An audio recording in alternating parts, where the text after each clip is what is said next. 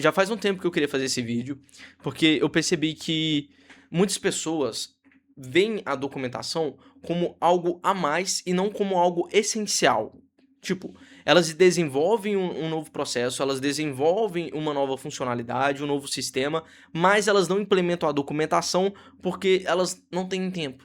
A partir do momento que você desenvolve algo novo, você tem que colocar a documentação como parte do processo e não pode implementar esse algo novo sem uma documentação prévia, porque senão, basicamente não está pronto. As pessoas tendem a ver a documentação como um plus, mas não é um plus, é uma necessidade real, é algo que tem que ser criado.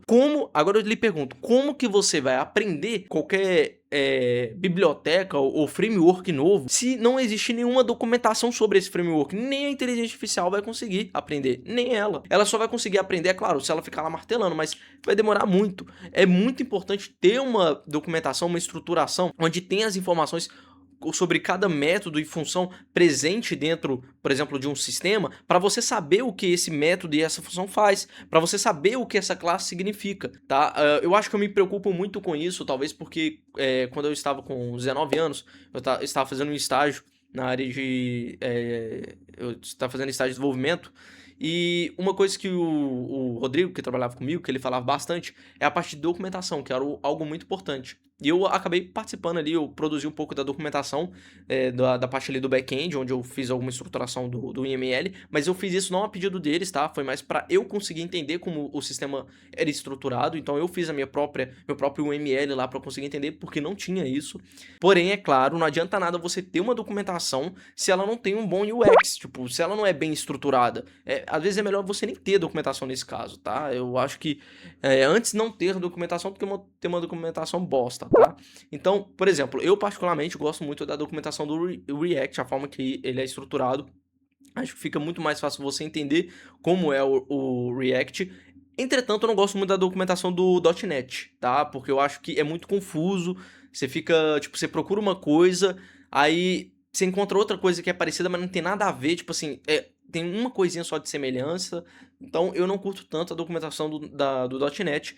É igual do Django, por exemplo, a documentação do Django eu não gosto da forma visual que ela é, porém o conteúdo dela é a forma... Depois que você entende ali o início, é muito mais tranquilo, tá? Depois que você entende como é que é estruturada a documentação, é muito melhor. O próprio Clean Code, por exemplo, tem um princípio de clareza e simplicidade, para que outros desenvolvedores consigam entender facilmente o que tem ali. Basta você ter a mesma lógica para a documentação. Se, para você criar um código, você precisa manter ali a clareza, a simplicidade, manter a consistência, a semelhança, não ficar fazendo, por exemplo, nomenclaturas diferentes, estruturas diferentes para cada classe, por exemplo, né, muitos diferentes que eu falo, né? É a mesma coisa para documentação. Então, na documentação, se você tem um título com... Isso é um exemplo esdrúxulo, né? Um exemplo pequeno, mas é um exemplo que deve ser seguido. Se você tem a documentação que todo o texto, praticamente, né, tirando o título e subtítulo, ele tá em 16 pixels, né? O tamanho, a fonte, o font size é em 16 pixels, você segue também para as outras documentação, porque senão uma vai ter 22, outra vai ter 12, aí fica confuso, você fica perdido. É uma curva de aprendizado, em cada documentação você vai ter uma curva de aprendizado nova, entendeu? Agora, eu acho que tudo tem que ser documentado, tá? Isso é o meu ponto de vista. Só que tem uma documentação, um site que eu tava lendo, onde ele divide categorias de conhecimento em 3 tipos, tá? Tem o conhecimento tácito, o explícito e o implícito. Ó, o conhecimento tácito, ele basicamente está falando sobre experiências pessoais, conhecimentos individuais, tá? Nesse caso, você não consegue documentar muito bem numa empresa, tá? Isso daí, particularmente, não arriscaria documentar para não ter excesso de documentação sem sentido e sem contexto, porque esse conhecimento tácito é o que as empresas contratam. Acho que quando a empresa contrata um profissional, ela quer mais o conhecimento tácito dele do que o explícito ou implícito, tá? Porque o explícito, que é a segunda opção, é aquele conhecimento que já foi codificado, já foi colocado em prática, já está inclusive documentado e ele é facilmente acessável. Por exemplo, as empresas também procuram, é claro, o conhecimento explícito quando elas procuram uma pessoa que sabe desenvolver em React e que já tenha experiência em React, tá? Então a pessoa tem um conhecimento explícito, que é algo que já está documentado e tudo mais. Também, algumas das vezes, preferem a pessoa que tem um conhecimento implícito não. tácito muito forte. Por quê? Porque a pessoa que tem um conhecimento tácito muito forte, ela já sabe desenvolver, ela já tem experiência com outros frameworks, basta ela acessar agora a documentação do React para ter esse conhecimento explícito, tá? E o terceiro conhecimento, que é o conhecimento implícito, é aquele conhecimento que ele não necessariamente tem uma documentação, mas ele já está embutido na rotina de um profissional ou de uma pessoa ou do usuário, tá? Então, por exemplo, o conhecimento tácito é aquele que o usuário vem das vidas dele e tudo mais, ele já sabe como é que digita no teclado, tá? O conhecimento explícito é aquele que está evidenciado para o usuário de que ele deve clicar no botão. E o conhecimento implícito é aquele que, quando ele vê o botão na tela, com aquele ícone, ele já sabe mais ou menos o que aquele botão faz, porque ele já acessou outros sistemas, ele já tem uma rotina de utilizar outros sistemas que têm o mesmo ícone, entendeu? Então, você, por exemplo, se você é um profissional de TI, você tem sempre que abrir o Trello ali, um quadro Kanban, e visualizar suas tarefas. Isso é um conhecimento implícito, você sabe que todo dia, 8 horas da manhã, quando você acorda, você tem que visualizar suas tarefas. Isso pode ser documentado, tá? Também, isso pode ser documentado, mas isso não é algo, algo que tem que ser documentado. Algumas pessoas vão olhar 8 horas da manhã, outras 9.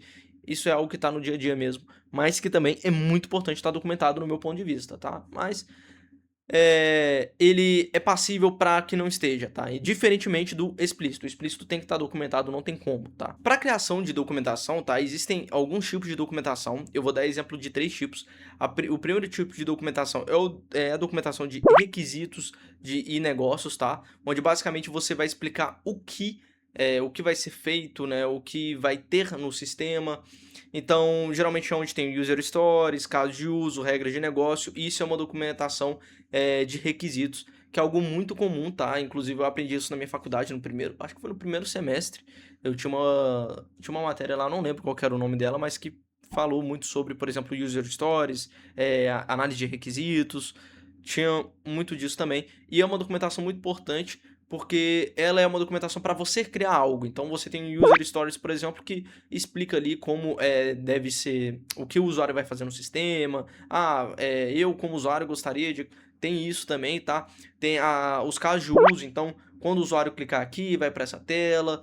Então essa documentação é um tipo de documentação para geralmente criação ou inicialização de um projeto ou de um processo, tá? Principalmente na criação de software, na inicialização de criação de um novo sistema. Uma outra documentação muito importante, que no início às vezes as pessoas não percebem a sua importância, mas é a documentação de arquitetura e a documentação técnica, tá? Essas duas documentações, ela explica mais como vai ser feito, então o outro é o que deve ser feito e essa é mais como vai ser feito, onde você fala, por exemplo, tem o diagrama de UML, onde você desenha ali a estrutura do banco de dados, né? Também tem outras formas de criação dessa documentação, da estrutura do banco de dados. Tem a documentação, por exemplo, de API. Então você tem ali uma documentação em UML de como as classes, né, as tabelas conversam entre si. E aí você tem uma da API, que é como o usuário consegue consumir a sua API, ou como você vai consumir a API, até que isso daí não muito, mas quando você vai consumir uma API, geralmente você lê a documentação da API. É a mesma coisa, você tem que fazer uma documentação para quando for criar uma API, porque senão não faz sentido nenhum, né? Porque senão o cliente não vai conseguir consumir sua API, tá? Então essa também é uma documentação muito importante que tem que estar em qualquer projeto. A outra documentação é a documentação de usuário, tá? A documentação de usuário basicamente é para você ensinar e explicar como que o usuário ele vai... Isso é importante também para você entender um pouco mais o contexto do usuário, tá? Não adianta nada você fazer um software e não saber como que o usuário vai utilizar aquele software.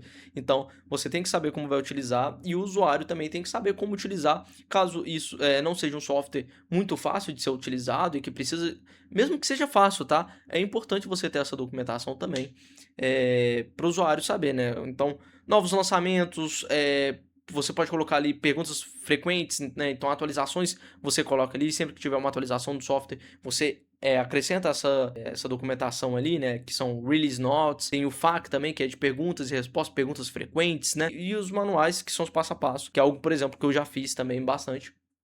E um RP que eu estava construindo também, eu fiz essa documentação de passo a passo, tá? Mas uma coisa bem importante sobre essa documentação de usuário, isso serve tanto para a área de criação de software, quanto para a área de, por exemplo, suporte TI também, tá? Atendimento, call center e tudo mais.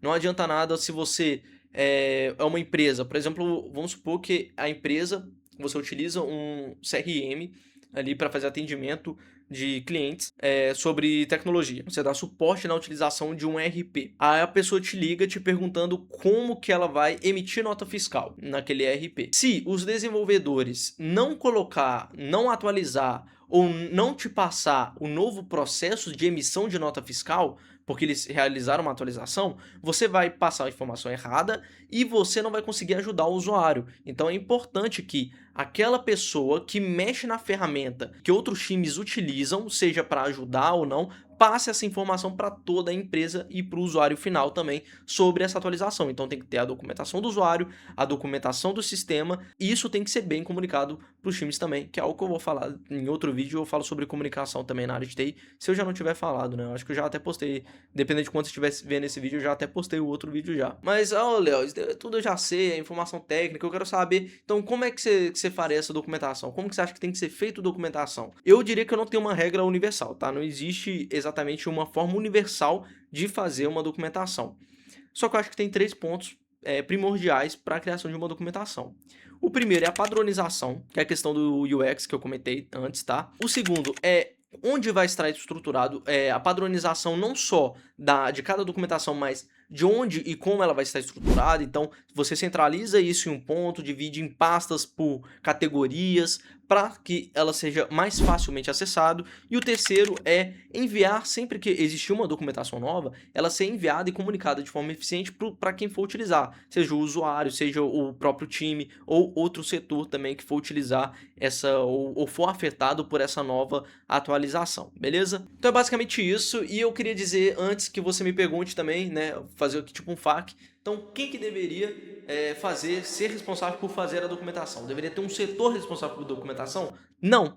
Basicamente é o seguinte, você fez uma mudança nessa funcionalidade do software ou nesse novo processo, você mudou esse processo?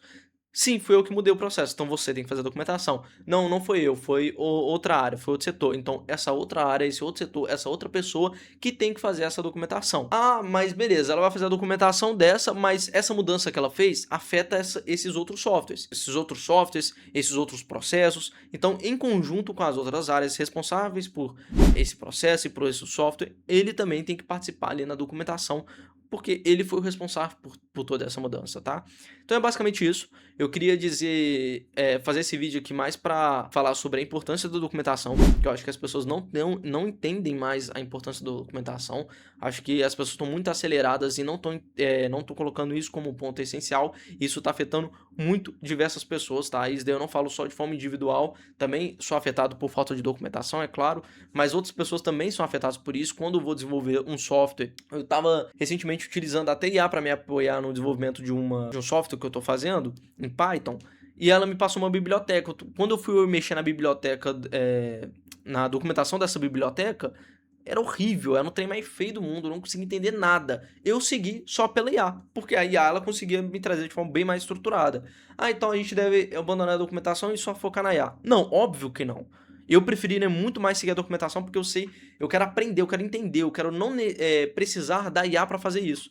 Mas nesse caso eu não consegui, tive que usar a IA mesmo porque a documentação era uma bosta, tá? Então é basicamente isso, espero que você tenha chegado aqui até o final e entendido que eu espero ter passado o que eu queria ter passado. Eu não sei se eu passei tudo ou da melhor forma, tá? Mas é basicamente isso, documentação é essencial, documentação não é uma melhoria, tá?